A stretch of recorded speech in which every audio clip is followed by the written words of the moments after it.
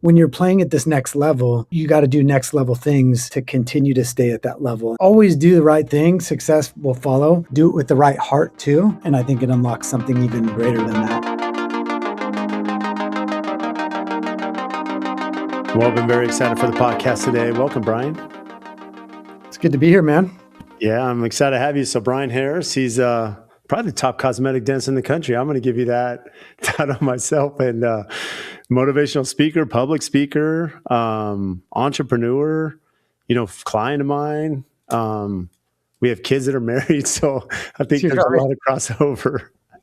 Yes, we could talk for probably 2 days if we wanted to. There's a lot to talk about, but no, it's been great to get to know you personally, professionally.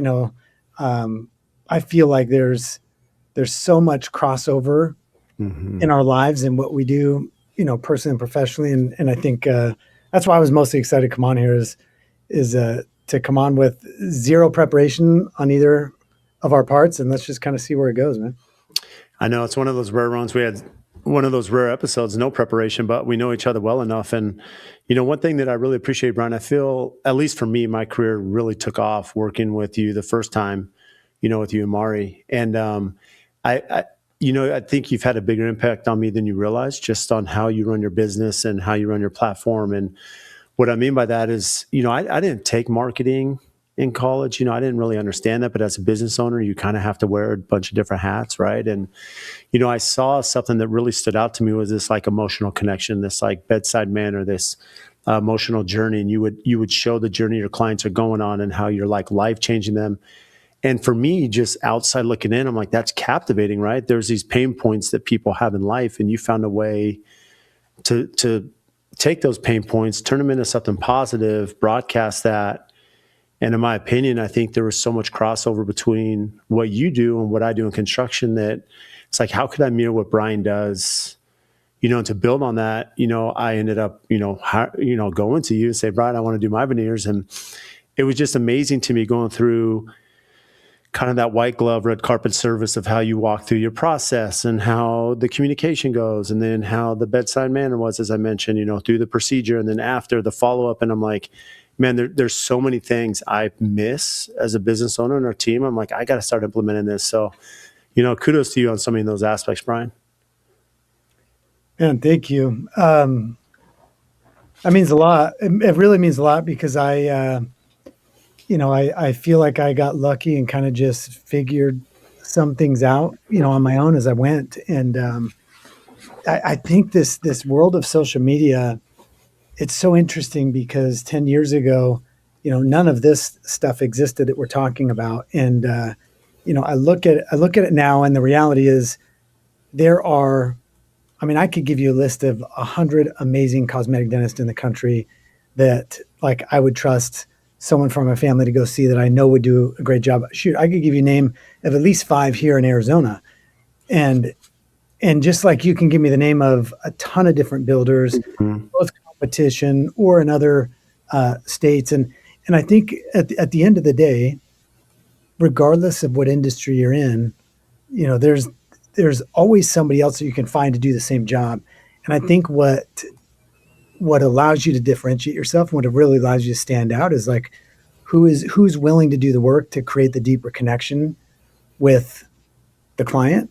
Like I think that's where the success lies. At least that's where that next level success lies.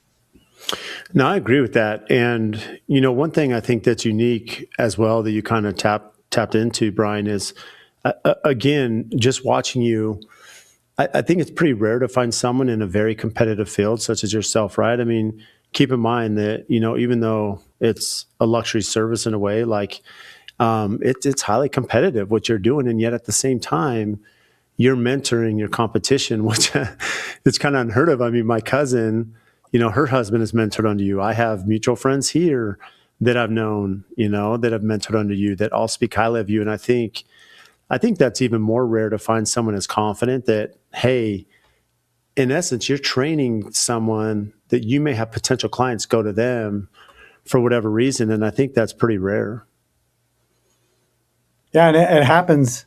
What's hard is when you're first mentoring, it's like it feels great. There's this ego that's a part of it because you're helping others. I think the real test of mentorship comes when those that you mentor start doing as good as you are, and then it's like, how willing are you to really have this mindset of abundance and continue to share with this competition that you've created around you.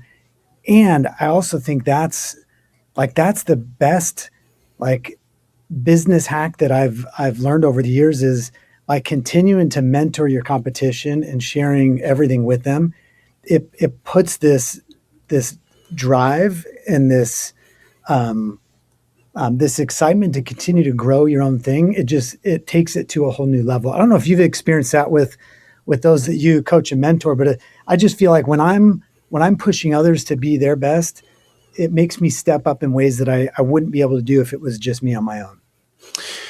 I'd agree with that. I think there's two parts to that. One, in a way, it's like extra motivation, right? To continue to figure out, a better way, to to better the process and so forth. But I think even more importantly, what I found is when you're teaching and instructing, I think business is very complicated. Entrepreneurship is very complicated. There's so many ups and downs. I'm sure you have too, Brian, with cash flow and financial, and there's different aspects that we all are dealing with on a regular basis. I know I am, especially because there's so much fluctuation in what I do.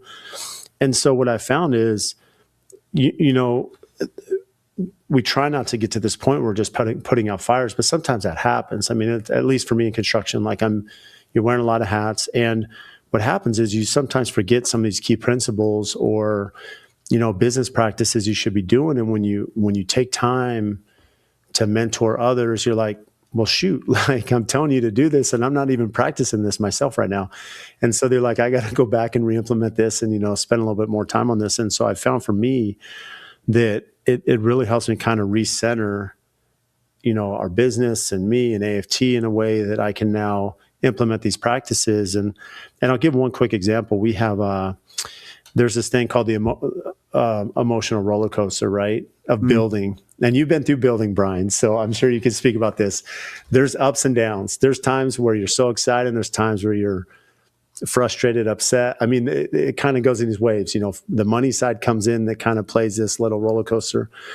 And for, I got out of sync of giving this document to the client at pre-construction before we started, saying, hey, there's going to be these typically at these phases of construction, and this kind of walks you through it. And I had a mentor of mine who I mentored who used this document for a client, and he just called me last week, and he says, Brad, I was competing for the biggest job I've ever competed against three other guys, and it's my biggest job to date. And it was kind of neck and neck between us four. And the reason I got the job is because I sat down and gave him this emotional roller coaster document. And it made me think, like, I haven't used that in the last 5 clients that I've started working with. I need to I need to bring that back into raise it from the dead, if you will. So, You know what? I love that, and I want you to. You probably actually gave it to me, but I was so emotionally excited about building the house. I didn't even read it. I would love for you. Listen, no, listen. I would love for you to send that to me though, and yeah. here's why. Like, I should absolutely be doing that in my own business. Mm-hmm. I think changing someone's smile, it's no different. It's a huge investment. Mm-hmm. You have this idea of how it's going to look, and then there's always the reality, and the goal is to get those to look the same. And you have this journey that typically it's like, no, this happens, then this and this. And then like you have total confidence moving forward and you can smile and enjoy it the rest of your life. And a lot of times that's exactly how it plays out.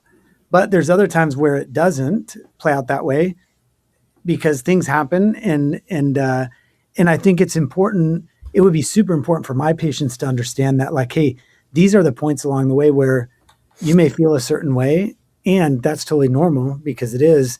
And here's what to do when that happens. Um, and really, what it is though is I mean, that's trust and clarity, and that's what people want.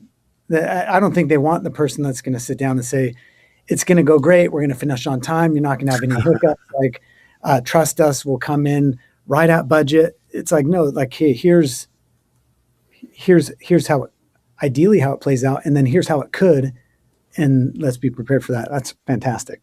Well, it's funny you say that because no matter how good of a builder you are, like in there's an analogy, and again, it's very different, but in our building world, they say, we're having open surgery in front of you, like you're watching the whole thing, which in a way you are. You're watching us dissect this house. If it's a renovation remodel, if it's a new build, you're still essentially putting together this very complicated puzzle with clients showing up. And a lot of my clients are very savvy. They understand business, they understand entrepreneurship, they understand management, they understand communication, and to some extent, a lot of them understand building. But at the end of the day, there's a lot of complication that we deal with, right? And we're doing this every day. And how do we communicate that in a way to the client that, hey, yeah, there's going to be pitfalls, but the reason you hire us is that we're going to be there when you call. We're going to be there and take care of it. We're going to resolve it, and that's, you have to instill this trust. And I'm sure for you, Brian, I mean, this is a very personal decision. I mean, people hire us to build their house. It's very personal. They're living there. They're going to have memories there. For you,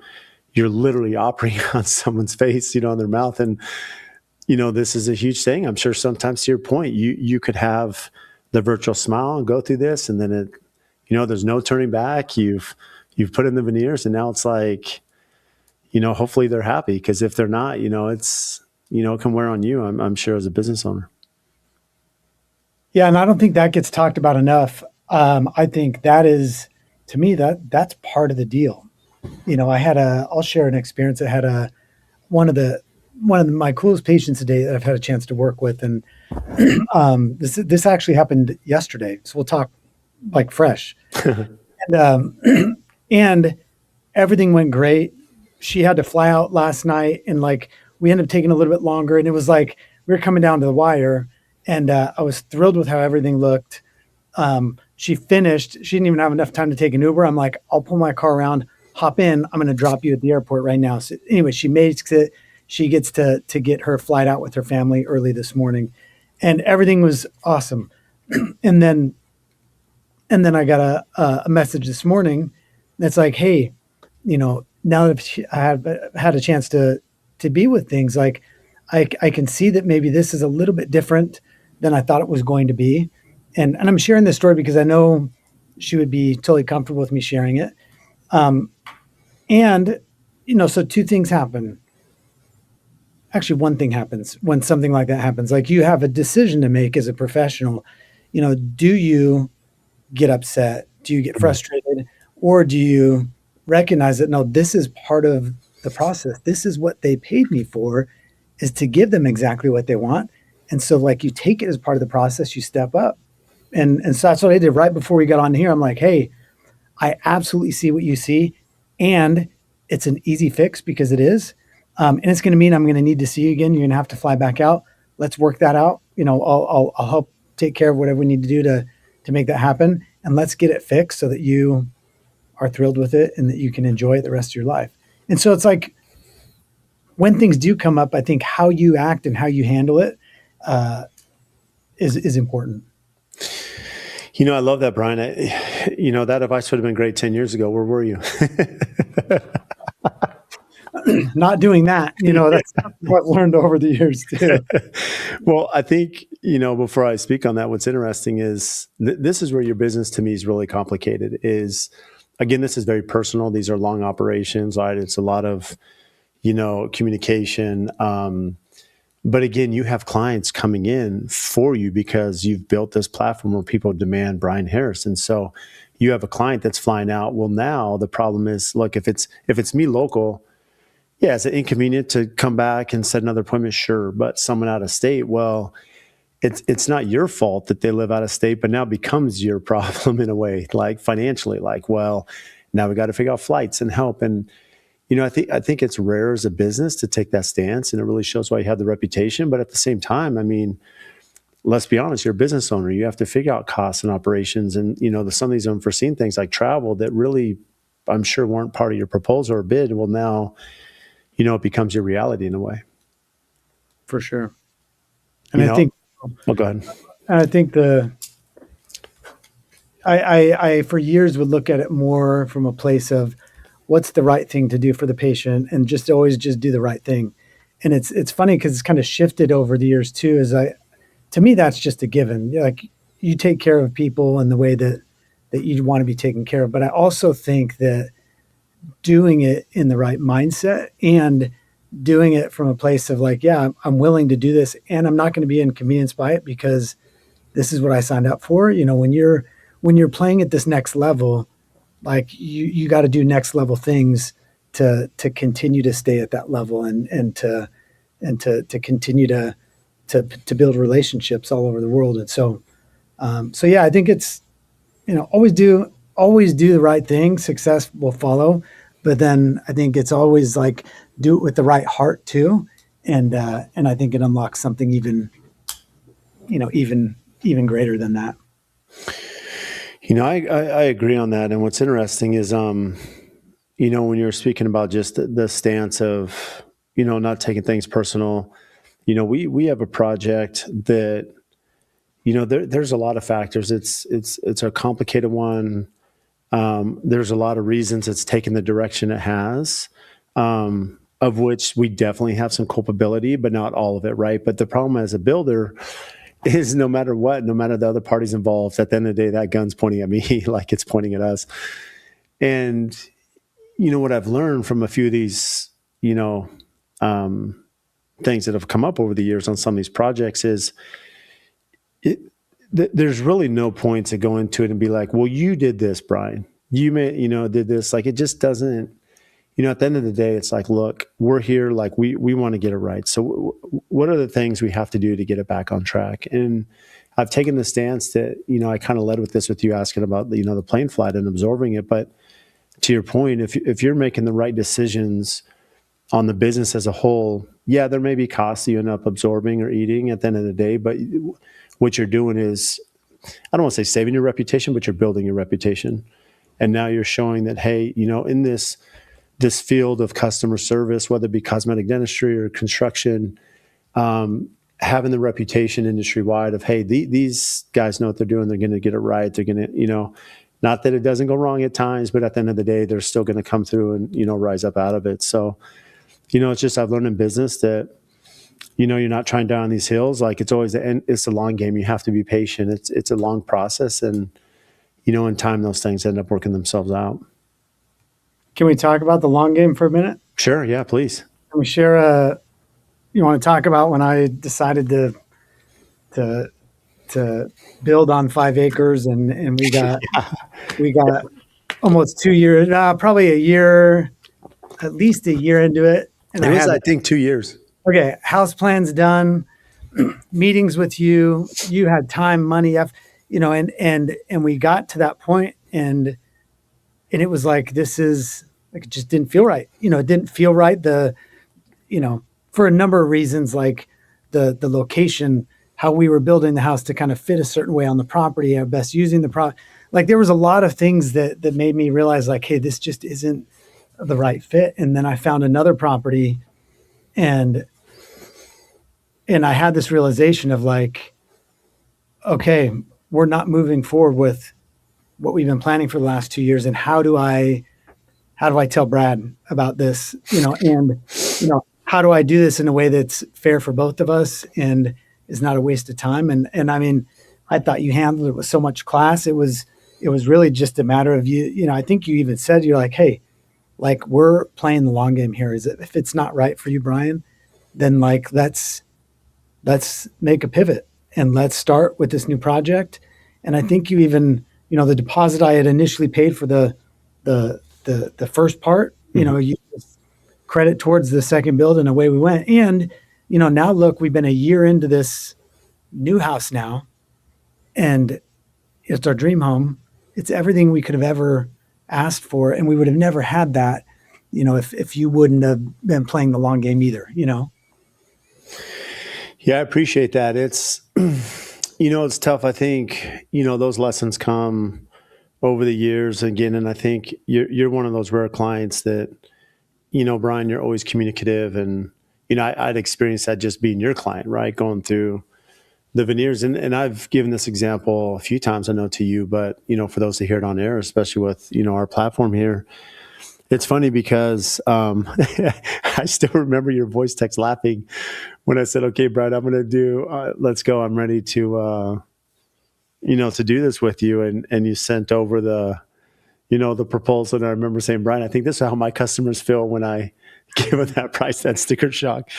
And I remember you laughing, like writing back. Yeah. And so it's given me reflection that you kind of have an anticipation of what things cost. And then you see what they really cost. And you're like, okay, like I need to figure this out. Like I need to do this, but this is really important. And so if it's important to me and, I'm going to the right person, I'm going to trust in, what they're doing. And, I think there were just a lot of lessons in self-reflection. And going back to your house, it's funny because, as you can imagine, like anyone, you're balancing starts and manpower and, all these different things. Okay, I'm going to place so-and-so on this project and put him here. And when a project gets stalled or doesn't happen, now it's like, oh shoot, like I got to figure out some really quick decisions because am I overstaffed? Am I understaffed? And it adds complexity to the business, but I definitely have seen that, hey, in the long game, if we always do what's right by the customer, even if it hurts me in the short term, like in the long term, it always ends up working out. And thankfully, you and I had this open communication, and it did pan out to be, again, one of our most signature projects that we've ever had, to the point that, we've had some really personal experiences at that house that now you and I will remember for a long time. So, Dude, now I feel guilty. I didn't even think about. why? I didn't even think about. No, but you bring up a good point. You've got someone that you have ready to go to start take on this new build, and a pivot for me is like, oh, Brad's going to be upset. Like I don't even stop to consider what it really means for your business because I don't fully understand the business. But yeah, what it really means for you is like now somebody that's on your payroll that it's fine paying them when they're overseeing these two projects, but Mm-hmm. now they're not overseeing this. Like you're paying them double what you should. I mean, that's a pretty significant um, difference there. And again, I think by just trying to do your best to take care of the customer, um, it all usually works out in the end. So What do you feel when you look at your business today, Brian, to when you started? What maybe some changes made, some tipping points. What do you feel really turned the corner for you in business? yeah, so I've been in practice almost 22 years, and I've had a number of like little pivots along the way where I was going down a certain path and made a move, and it took me down a different path and made all the difference. But I would say 2017, um, two things happened. One, social media, and everyone now knows the value of social media. But when I started showing the world what I do, and I say the world because it really is like it's the world. It show anybody who has potential access to see your page. When you start posting about what you do for your profession and you show them what you're capable of, like it it allows people to see what's possible. And when you're then able to build a relationship with them through social media, it's I think it's the best way to to build a following of people that will either eventually work with you, or it's just more people out there that know who you are that could potentially refer you to somebody else. So I think that was one of them. But I think the biggest one, honestly, was when I looked at how I managed my sales process, and it was all designed around what worked best for me in my business. I set it up to where I'd have people come in and they'd meet with me for an hour, and we'd have a series of questions we'd ask, very tactical questions to build emotion, and we just walk them through like this. I mean, it was a sales process. It was an emotional sales process to help them see what they were self-conscious of, and then to help them find a path to eventually buy something, so then I can go and design the smile. At least that's how I saw it in my mind, is like, I'm in the business of designing smiles. I'll market, I'll get people in, and then we'll try to get them to say yes, and then I can do more smiles. And I changed everything. And that's when I first started doing these video consults. That's when I started my software company, Smile Virtual. But the whole premise of it was flip the script and only focus on the buyer's process, only focus on what it is that they want to know. And so I started doing these video consults where patients just send me a smile and tell me what they want to change. And for free, I sit down, I give them 5 minutes of my time, which is, I mean, that's valuable Hmm. as a professional, as an expert, but I give them 5 minutes of my time and I just say, hey, yes, I can help you. And here's what I think you should do. Here's how it would work. Here's exactly what it would cost. I give exact cost breakdowns. And then I tell them the next steps of how they can get started. I think that, I mean, that's grown my business in ways that I can have never imagined because um, I just focus less on me and more on what it is that people want. It's interesting that you made a comment. You said, when I, again, social media was, an avenue as well, but really what changed the core of your business is you started focusing on the buyer's perspective, or that the journey that the buyer, your client's taking, and that changed your business instead of focusing just on sales or, how can I close the deal?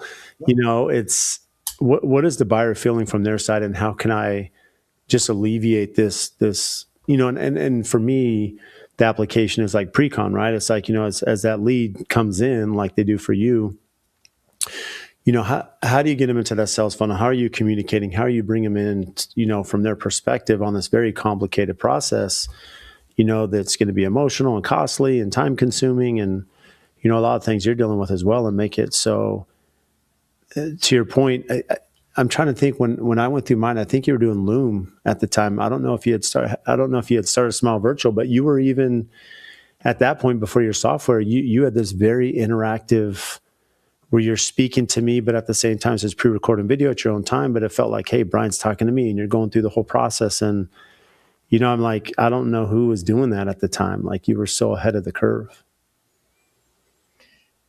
Yeah, and I think there's just something that people value transparency. People can see it. I remember the first house that you built for us, not the one we're in now, but the first one. Mhm. Um, I had built a custom home before, and I remember when you sat down with me, that because again, I was a little. It's like I thought I knew what the house would cost, and then you told me what it was going to cost. I'm like, dude, that was more than what I thought it would cost, and I even estimated high. But you didn't apologize for it. You didn't apologize for the fee. You didn't back down from it all. You're just like, hey, like let me just tell you why we do things differently and what makes us different than other builders. Like we are going to finish on time. You said I'm going to be super transparent all along the way, so you're going to know exactly what it costs. And as things come up along the way, we'll talk about it, and you know exactly what those changes cost. So there's not going to be big surprises in the end, and we're going to build an amazing product. And I think there's something about that trust and transparency and the confidence of you being able to say, hey, I know I'm not the cheapest, but if you do consider working with me, here's what it's going to be like. And I work with people that place an importance in these things. And if it means that we get to work together, like I'd love to work with you.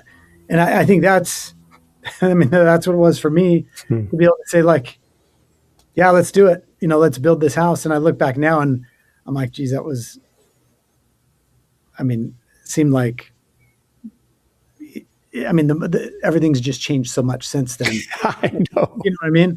And not just from a cost standpoint, but just the social media and the number of great builders that are out there. And so it's like, how do you really differentiate yourself? Hmm. It's by being transparent and building that trust on the front end. Because anyone can lowball and then stick somebody with a massive bill at the end. I mean, that's anyone can do that, but those are the people that build one house and don't ever build a house for somebody again. The reason you got the second build, which was a much much bigger project, Hmm. um, 5-6 times the scale, Hmm. is because of the trust that was built the first time.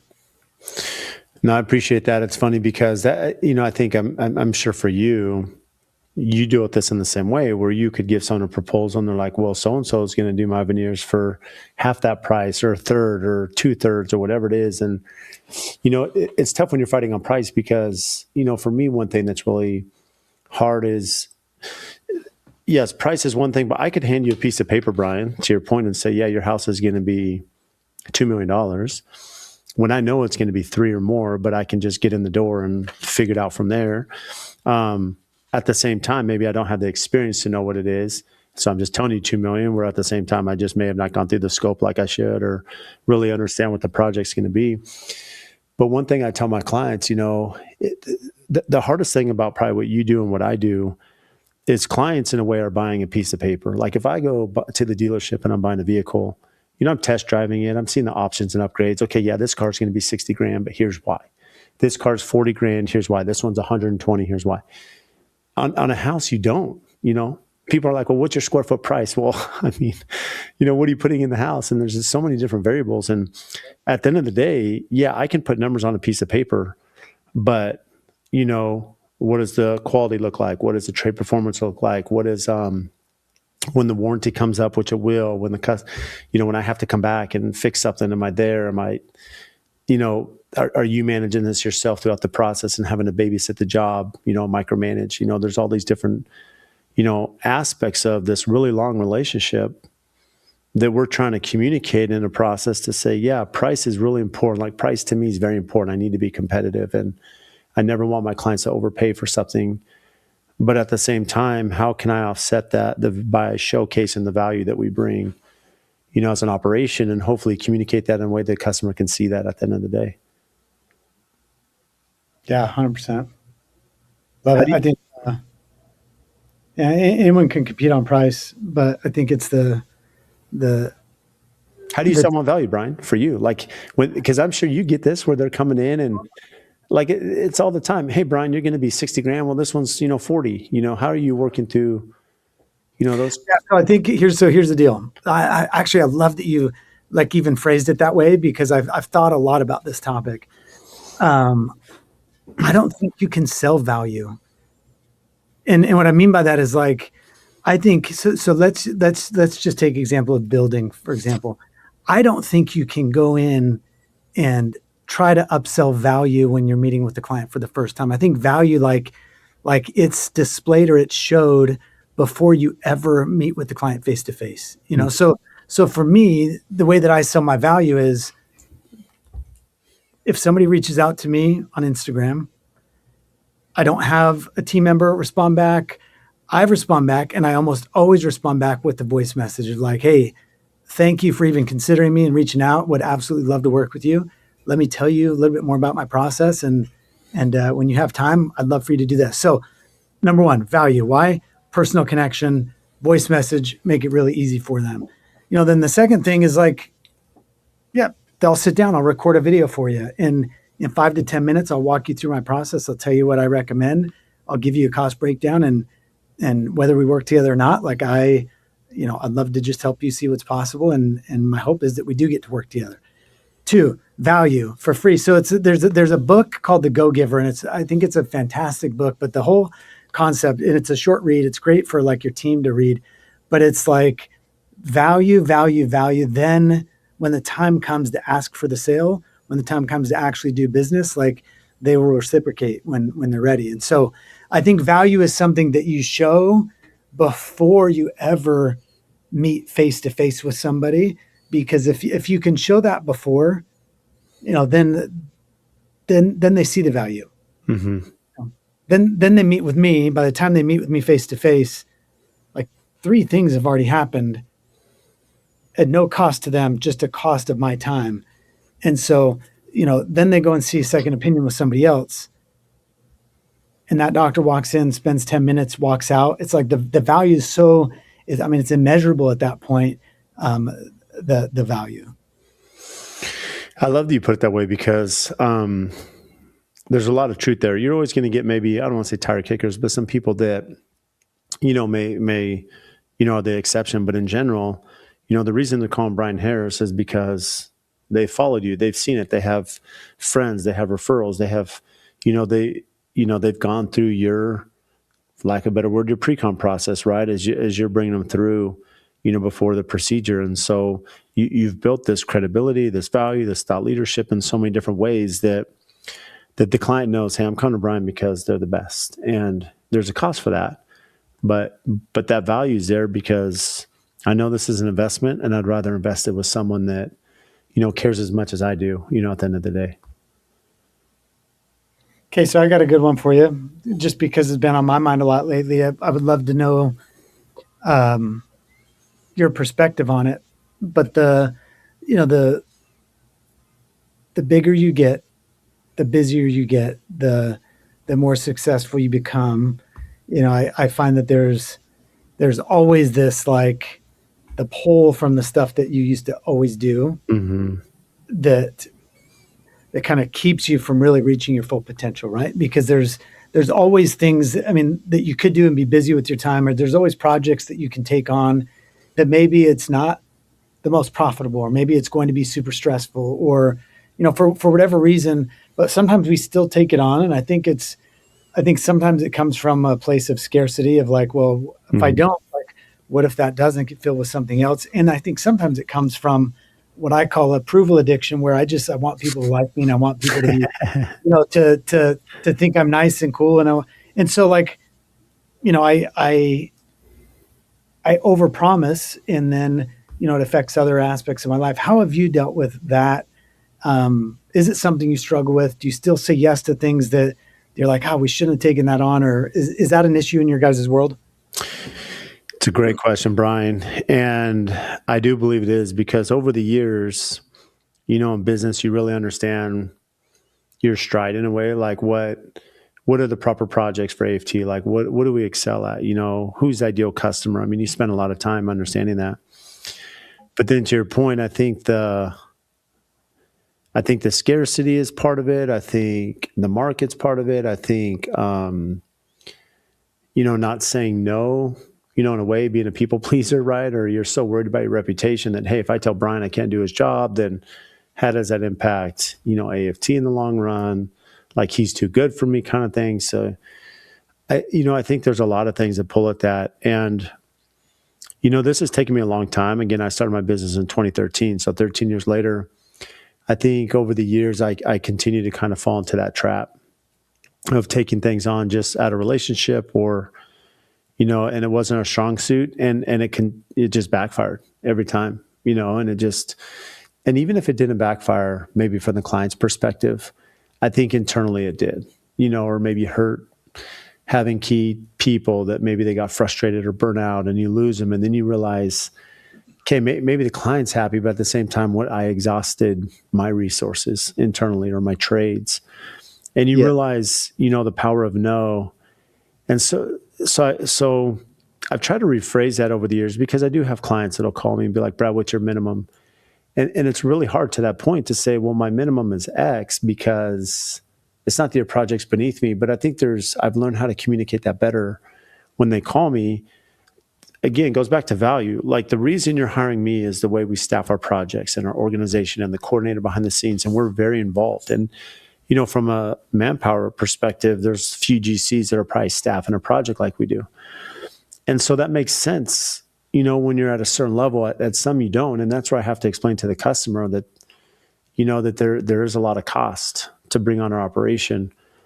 And it may not make sense. And I found a way to communicate that where the client isn't offended at the end. And it still allows me now to be true to realize, hey, I have to stay on this path or else what's my opportunity cost? Is it maybe another job that's like comes across it does fit and I can't take on because I'm too busy? Or does the opportunity cost mean, staff that's, wants to leave or change or not on board? And I think you just have to realize what that is at the end of the day you know, and really understand what those SOPs are for your company. It's a great answer. The uh, the staff piece of it is huge, and it's something that I hadn't really thought a ton about. I always selfishly think about, for me, taking those things on, and it keeps me from, you know, maybe even it's just having more time for myself or for my family, but the staff piece is like, especially, like, I've got an amazing team, and I have team members that work with me, that been working with me for many, many years, that I mean, they're like family to me, and they're always willing to do what I need them to do. But, you know, if I if I push too much, or if I take on too much just to, to help or want to people please, it puts this unnecessary stress on them. And, Hmm. I think that over time that can absolutely hurt the business for sure. Yeah, and I think part of that too. I mean, being realistic, we differ maybe a little bit, Brian, in this way, but um, the kind of the premise of your question was not just from maybe a business development side, but it's also from like a personal side, right? And operations and getting away from what and I've realized that yeah, there are things of my role now at the size of the company that I do miss being in the field, right? There are things I miss about that aspect. Um, but to understand the health of the company and the operation and really the brand, I have to have really key people that work for me, and I've had to learn how to not micromanage and delegate and empower and allow them, Ryan who worked on your home, or Spencer, and these incredible, Janelle and Megan, who, I mean, they all worked with you, Brian, pretty hands on, but there is a little bit of faith in a way that I understand that a lot of these communications are happening with the client without me there. And so how does that affect my reputation? Are these people a true extension of me, how they communicate like I would? Or are they, handling these crisis or problem solving like I would? And I feel like I communicate. And so there's a lot of trust there. But it's one of those necessary things in business, because it allows us now to have the operation to focus on that, to keep, the business running in a way that these people can have their livelihoods and support their families, and, and do these aspects. And so, I think there's that angle too, that you have to really understand that leadership side, you know, not only the healthier people, but also the healthier client, to know, hey, this is your point of contact, and then trust that that gets executed at the end of the day. Yeah, and I mean, you got an amazing team, and it's, because the reality is like, yeah, you built our home, but like, so much of the interaction was with Ryan and Megan and Janelle and the team, where it's like, man, if they didn't represent you, or if I had a bad experience with them, it would have absolutely reflected on. Mm-hmm. Honestly, it Mm-hmm. would have. But the fact that they were able to step in and care as much, like, it just elevated the whole experience. Because it's like, yeah, I know, I know AFT is building the home, but it's really like all these people on my team that are a part of this experience. And because those emotional roller coasters. It's like, as the customer, you're building, and it's like, yeah, all along the way, there's all these emotional decisions of like,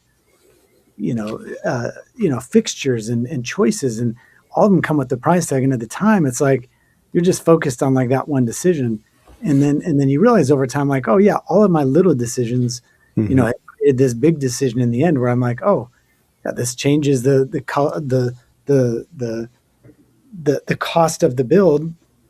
And and even when it's explained all along the way, and even when I sign all the different change orders because of decisions I made myself, it's still, that's, I think that's part of the emotional decision, or the emotional roller coaster the customer goes through, of like, yeah, at some point there's a reckoning for that, either along the way or at the end. And you guys always over communicated about that stuff, which I thought was great. How are you managing this chapter of life where, I know for you, you're kind of in the thick of it. Your kids are young. You're trying to figure out, dad, and be at home. You're out building your career. You're, speaking, and now you're at this chapter where, a couple of your kids are married. You know, I don't want to say things are quieting down. In some ways, I feel probably you're being pulled even more than before. So how are you balancing the success and the demand? Because now it's like, well, can Brian do this? Can you be involved in this leadership thing and this speaking thing? And you know, I know I'm sure it's the same for you, but now one of the reasons you work so hard is so you have an ability to travel with your family. Well, now it's like, logistically, okay, I have kids that are married, and now I got to figure out their jobs and careers and balance this. And, you have a lot on your plate, Brian. Yeah, it's a beautiful time in life, really. And I would say, and everybody always says this, when your kids are younger, and it's like, oh, wait till you're raising adult children. And but I never really understood what that meant, and I've learned to understand that it's different. It's not necessarily like it's not stress. It's this feeling of like responsibility of like, hey, I need to continue to show up for them as an example, and I also need to to help guide them without giving too much. And so I think there's this this fine balance, and also each of your children is different. Each of their spouses for the married kids are different, but it's actually been like an awesome thing. And I would say, I mean, I have to give most of the credit to my wife. She's amazing. She's very much aware of those dynamics and is always doing whatever she can to just be present and be supportive. But I think it's a cool thing to help guide them in the right direction without giving too much. But it's funny too, because then they start to realize that you're just figuring that out as you go too. I mean, I'm like, I've had some of those conversations with my adult children now where, I'm like, dude, I don't know. This is my first time doing this too. So I'm just trying to figure it out. Or they'll see, they start to see the more human side of you. I Hmm. think when you're a child, you see your parent as like this authority, and then this gets to a point where like, oh, they're just a child just like me trying to figure Yeah, it out. They're just older. And but I think that's I don't know. I kind of like I guess I would say I try to own that whenever I can and realize like, hey, I am still figuring out too, and let them know that I know that, so that they understand like it's an evolutionary process. it's funny because I think back when my parents were 40, and I'm like, they're so old, and it's the same thing. But not even that, just you take for granted that all of a sudden we're 40, Brian, and it's like I don't feel that old. And I remember my grandma used to say, she's like, oh, I still feel like a teenager in a way, even though I don't look that way, But what she was trying to communicate is that, yeah, I mean, in some ways, we're just trying to figure it out. I mean, you and I started pretty young parents, and it's sometimes you wish you had a little bit more answers you know than you probably have. Yeah, but you know what?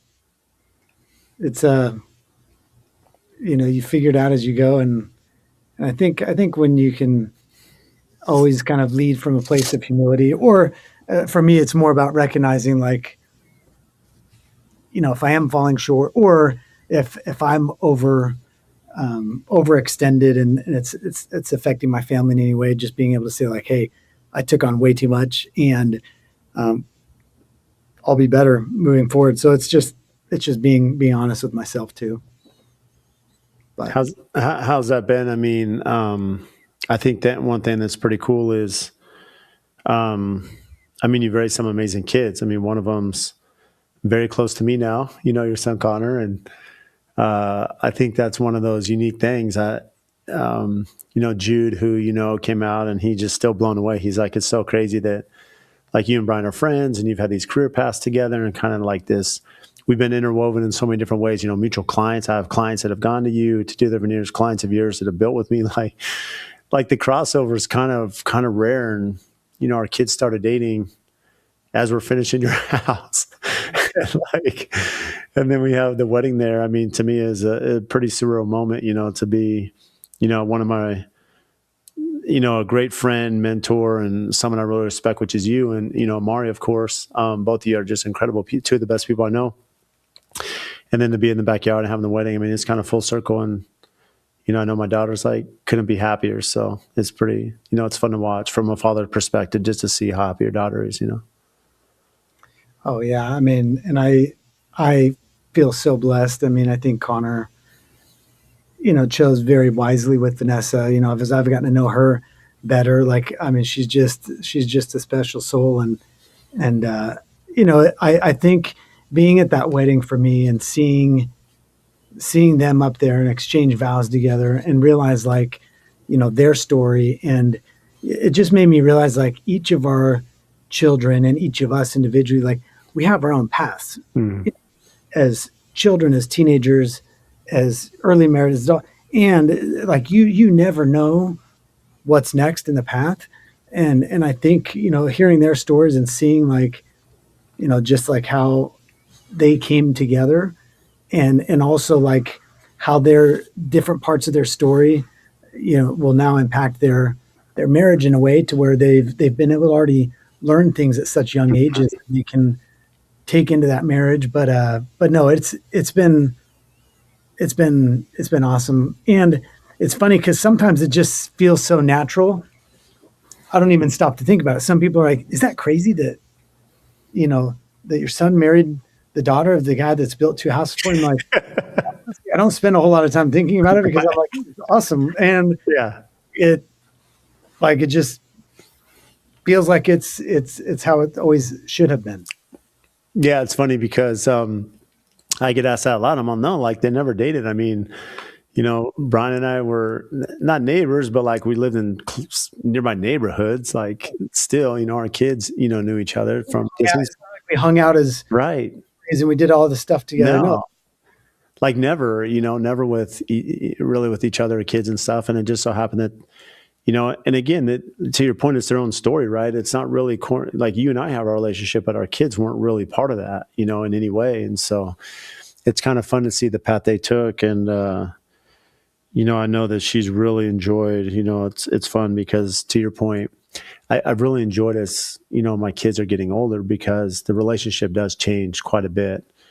And I see now, we, schedules are busy. We try to go every week, but sometimes it's every 2 weeks. But for the most part, every week, Connor and Vanessa and I are going out to dinner. And sometimes it's just us three. Sometimes I'm bringing some other kids. But, it's fun to just kind of talk to them about life and see them plan. And, I think it's pretty unique to have that relationship with in-laws of, and where they feel super supported. So it's pretty fun to watch, pretty blessed that way. yeah, for sure. And I think my warranty expired in March, but I just got like two things fixed for free. At least I haven't got invoices yet. So I feel like there's going to be lingering benefits. We'll see. Benefits. Enough to send an invoice for. Then let's see where that relationship goes after No, the thing is, like, we'll always take care of you, Brian. You know that even from your last house, it's that.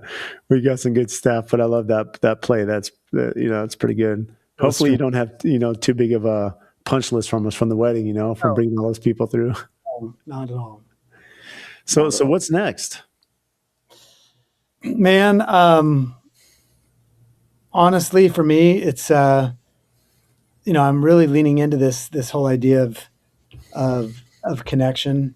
I call it.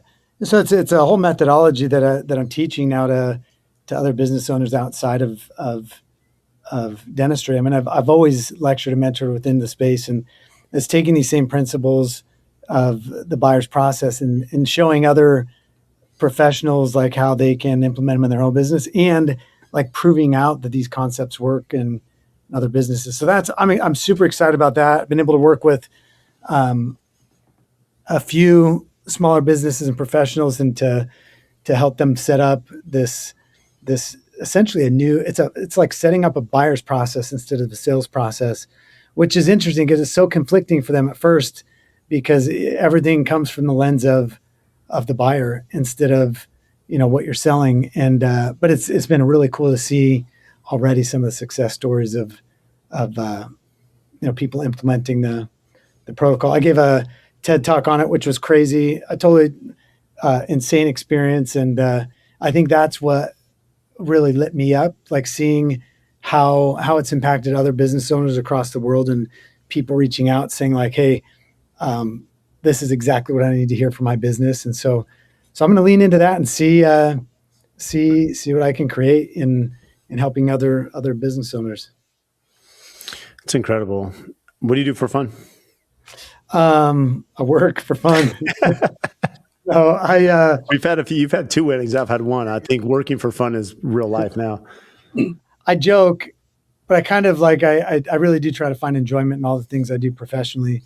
But I'm enjoying right now a lot of my time now is on the weekends. It's like Mara and I will be available for whatever comes up, because sometimes it's, helping the kids with something. Other times it's like a nice chill Friday night where it's like we'll go have a quick dinner at Moreno's and then, watch a show on TV. Or um, I I'm really just enjoying kind of the freedom of letting things play out. I used to be a lot more active and involved and have a lot more hobbies, and it's a fun time in life where things are a little bit more. It's like crazy fast paced during the week, early mornings, late nights, but then come weekends, it's a super slow pace. So I'm liking it, So, do you have any aging secrets since you don't age? dude. I don't. I don't. I I feel. I mean, I'm sitting in this, looking at this. I'm like, something's up with this platform, because I do not have this much gray in my beard. I know that for sure. So somebody must have flipped on um, some filter, and no, I don't know. I feel like I've been aging a lot more recently. Oh, I do. I can't tell you. I'm looking at my office right now. I've got this. Have you seen these amp workout machines? Mm-hmm. It plugs into the wall. Yeah. And there's all these different lifts you can do. Yeah. Yeah, so I bought one of those 6 weeks ago, and I still haven't turned it on yet. So I've got two shirts hanging off it right I was now. just gonna say, it's funny. I'm like, oh, it's gonna be like the treadmill where you're hanging clothes on it. I honestly haven't even turned it on, and I don't know. That's that. If that That's doesn't, just real life, man. that's where I'm at right now in my life. That's where I'm at right now. Hobby and the physical. Oh. Well, Brian, you've been incredible, man. I appreciate the friendship coming on. I know you're so busy making time for our audience today. Where can they find you? Yeah, I mean, probably the easiest is just at Dr. Brian Harris, Instagram, or drbrianharris.com. That's probably the easiest ways to get in touch with me.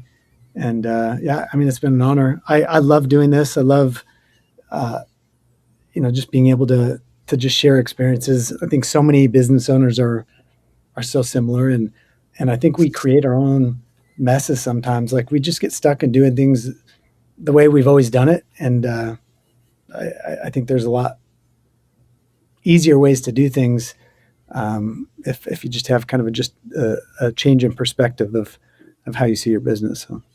No, I love that closure because the reality is, it's easy for me to just be inundated with other contractors in the construction, but there's so much value networking with business owners outside my industry like you and others that just, I'm like, oh, you know what? There's so much overlap in business that, we should be using a lot of those resources, how people do things outside of our own little, circle or shadow. 100%. Well, thanks for having me, man. It's been an honor, and let's do it again. Okay. Let's do it again in a year or two, and see what's happened. Thanks, Brian. All right, buddy.